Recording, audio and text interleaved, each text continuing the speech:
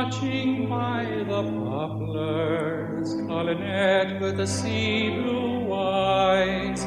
She is watching and longing and waiting where the great wide roadway lies, and a song stirs in the silence as the wind in the boughs above.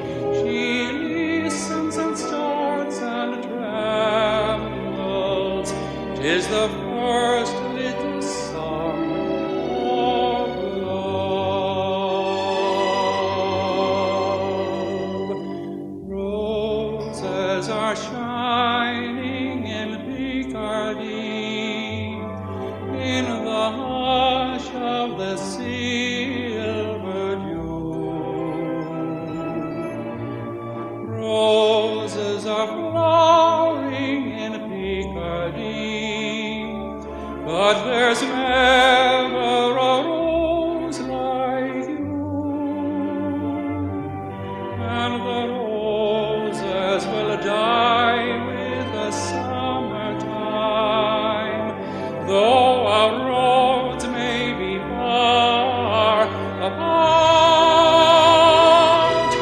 But there's one rose that dies not in Picardy.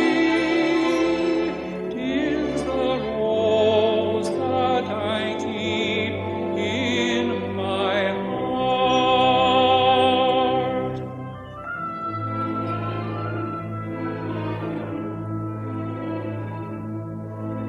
And the years go on forever, till the shadows veil their skies, and he longs to hold her little hand, and look in her sea blue eyes. And she sees the road by the poplars, where they met in those bygone years. But the first little song of the roses is the last little song she hears. Roses are shining in Picardy, in the hush of the silver dew. Roses are flowering in Picardy, but there's never a rose like you. And the roses will die with the summertime, though our roads may be far apart. But there's one rose that dies not in Picardy.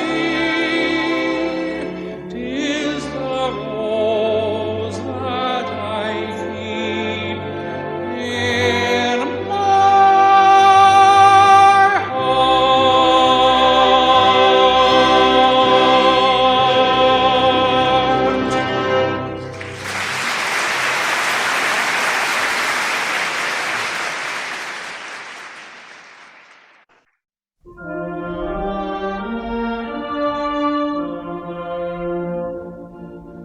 I hear you calling me.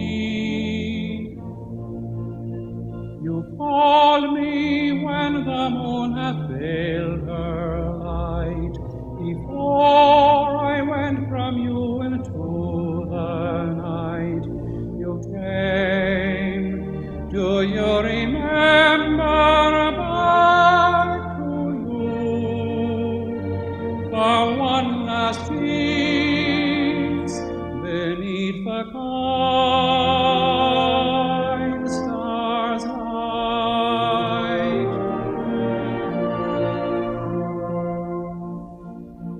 I hear you calling me, and oh, the ringing gladness of your voice, the words that made my longing heart rejoice. You spoke, do you remember?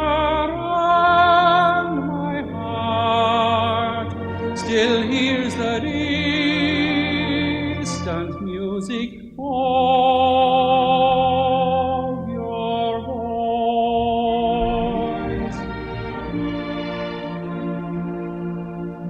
I hear you calling me, though years have stretched their weary length between, and on your grave the mossy grass is green.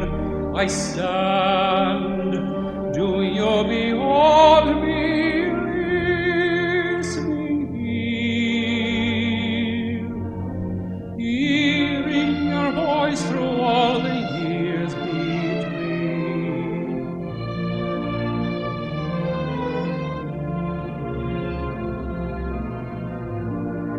I hear you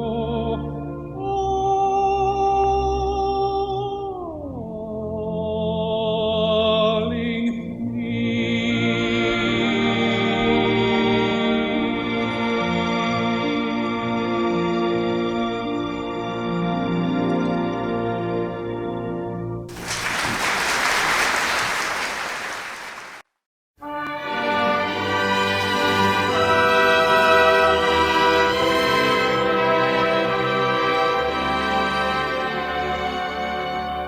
Oh, Mary, this London's a wonderful sight, with the people here working by day and by night.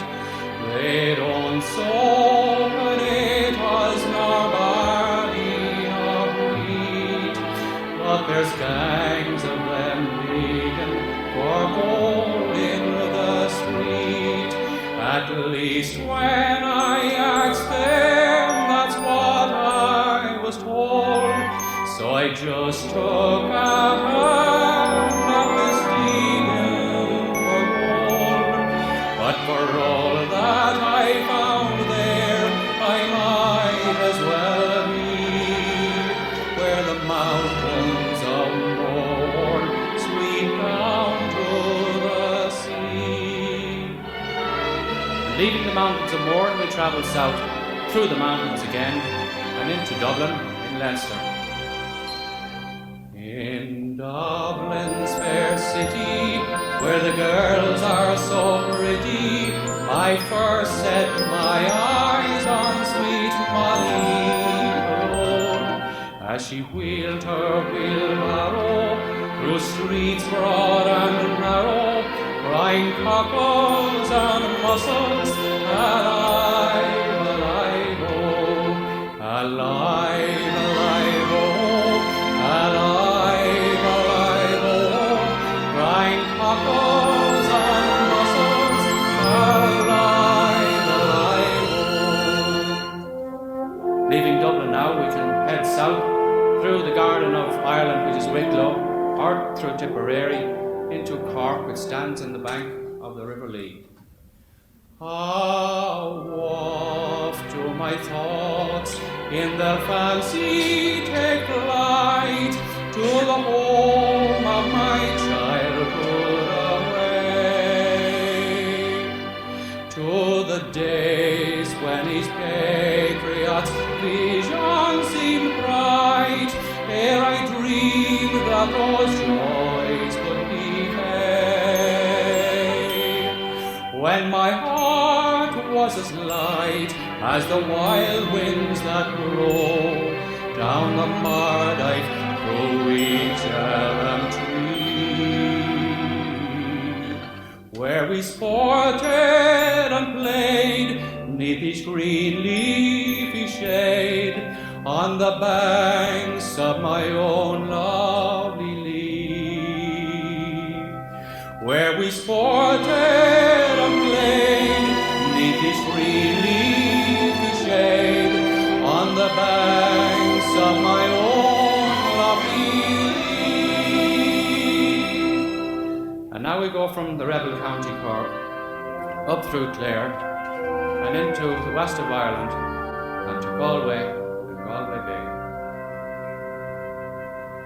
If you ever go across the sea to Ireland, be it only at the closing of your day, you will sit and watch the moon rise over Clara, and see the sun go down on Galway Bay, just to hear again the ripple of the trout stream, the women in the meadows making hay, and to sit beside the tar fire in a cabin, and watch the barefoot costumes at their play. Oh, the breeze is blowing o'er the sea from Ireland, are perfumed by the heather as they blow, and the women in the uplands digging praties speak a language that the strangers do not know. And if there's going to be a life hereafter, and somehow I am sure there's going to be, I will ask my God to let me make my heaven in that dear land across the Irish Sea.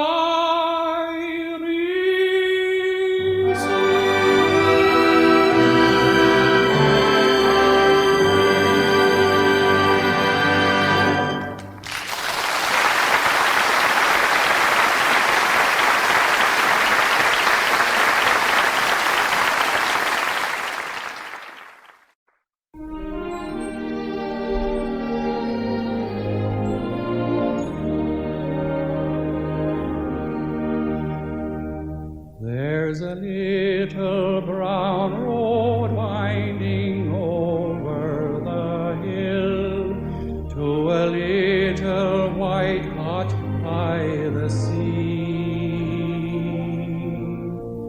There's a little green gate at whose trellis I wait, while two eyes of blue come smiling through at me.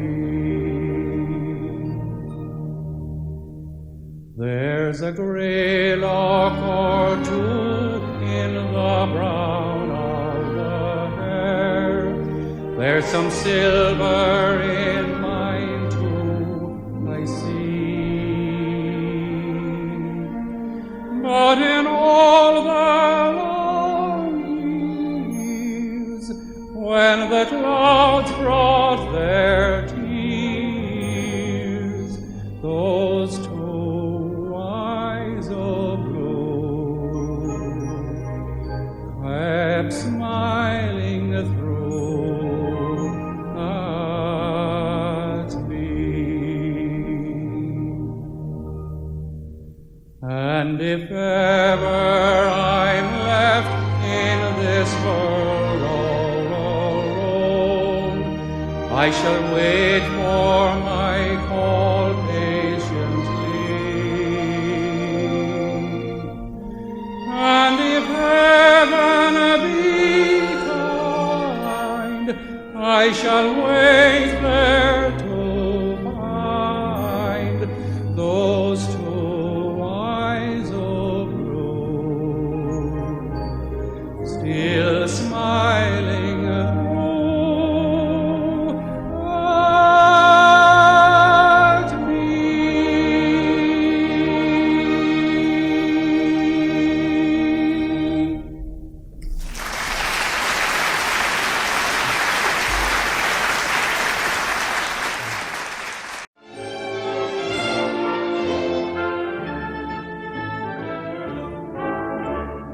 I know that the darling's name is, through the barony her features they were famous. If we loved her, who was there to blame us? For wasn't she the bride of Petrol? But her beauty made us also shine, not him, and good luck her in the eye. Boys, oh boys, sure that's the reason why we're in mourning for the bride of Petrol. Eileen, oh, me heart it's grown grey ever since the day you wandered far away. Eileen, oh, there's good fish in the sea, but there's no one like the bride of Petrol.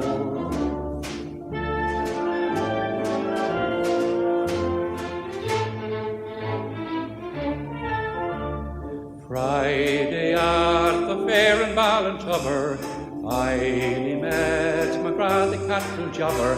I'd like to lay me mark upon the robber, for he stole away the bride of Petrol. He never seemed to see the girl at all, even when she ogled him underneath her shawl. Looking big and masterful when she was looking small, was provoking for the bride of Petrol. Eileen, oh, me heart has grown grey ever since the day you wandered far away. Eileen, oh, there's good fish in the sea, but there's no one like the bride of Petrol. You've heard of Julius Caesar and of great Napoleon too, and how the Cork militia beat the Turks at Waterloo. But there's a page of glory that as yet remains uncut, and that's the warlike story of the Slattery mounted foot. The Scotland War was organised by Slattery's and the son, a noble-minded poacher with a double-breasted gun. And many a head was open, aye, and many an eye was shut, when learning to manoeuvre in Slattery's mounted foot. As down from the mountains came the squadrons and tools, 24 fighting men and a couple of stout souls. While going into action held each musket by the butt, we sang a song and marched along with Slattery's mounted foot. At first we reconnoitred round the Sullivan shebeen.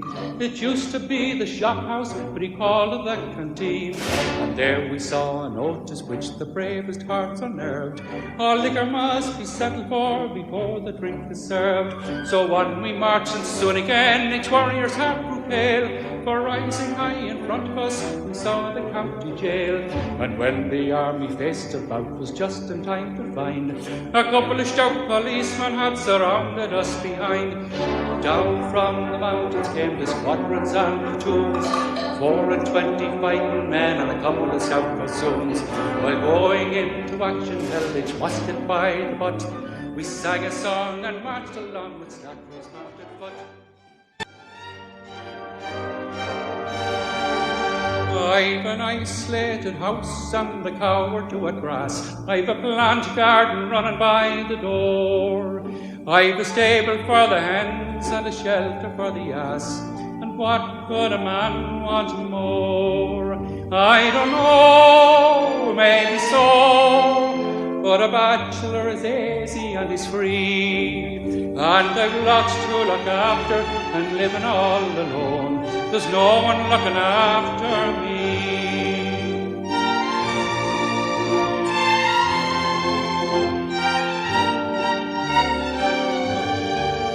Oh, I know a little girl who's worth her weight in gold, and that's a decent dowry, don't you see? And I mean to go and ask her as soon as I get old, if she'll come and have an eye to me. I don't know, will she though, but I'd like to have her sitting on me knee, and I'd sing like a thrush on a hawthorn bush, if she come and have an eye to me. Have you heard the fill the fluter of the town of Ballymuck? The times were going hard with him, in fact the man was broke. He just sent out a notice to his neighbours one and all, as to how he'd like their company one evening at a ball. And when writing out he was careful to suggest to them, if they found a hat of his convenient to the door, the more they put in whenever he requested them, the better would the music be for battering the floor. With the of the flute and the twiddle on the fiddle, up and in the middle like a heron on the griddle. Up, down, hands around, crossing to the wall. Oh, hadn't we the gaiety and fill the floater's ball? There was Mr. Dennis Doherty, who kept the running dog, and little crooked Paddy from the Tirralock and Bog. Boys from every barony and girls from every art, and the beautiful Miss Brady's in the private ass and cart. And along with them came Babs and Mrs. Cafferty. Little Mickey Mulligan was also to the fore. Ross Suzanne and Margaret were after me, the flower of Armagoyan and the pride of Petrobor. With the toot of the flute and the twiddle on the fiddle, up and in the middle like a heron on the griddle. Up, down, hands around, crossing to the wall. Oh, hadn't we the gaiety that filled the floater's ball?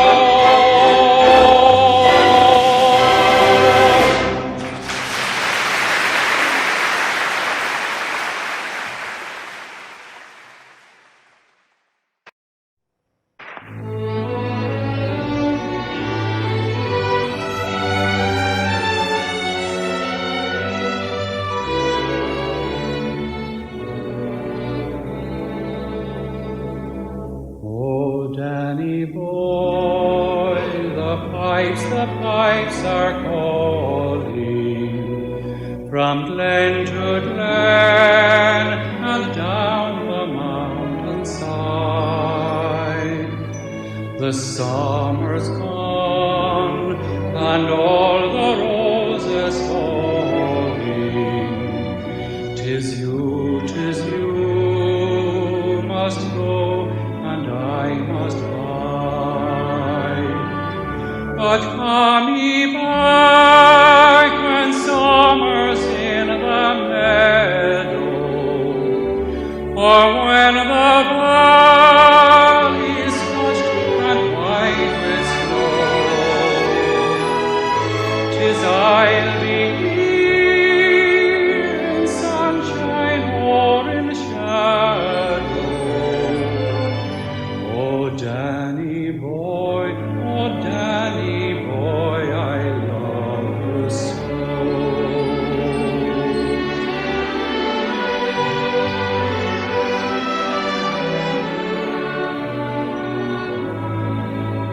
But if you come when all the flowers are dying, if I am dead, as dead I well may be, you'll come and find the place where I am lying, and kneel and say, Ave there for me, and I shall feel the soft you tread above me, and all my grave will warmer, sweeter be. For you will abide and tell me that you love me, and I shall sleep in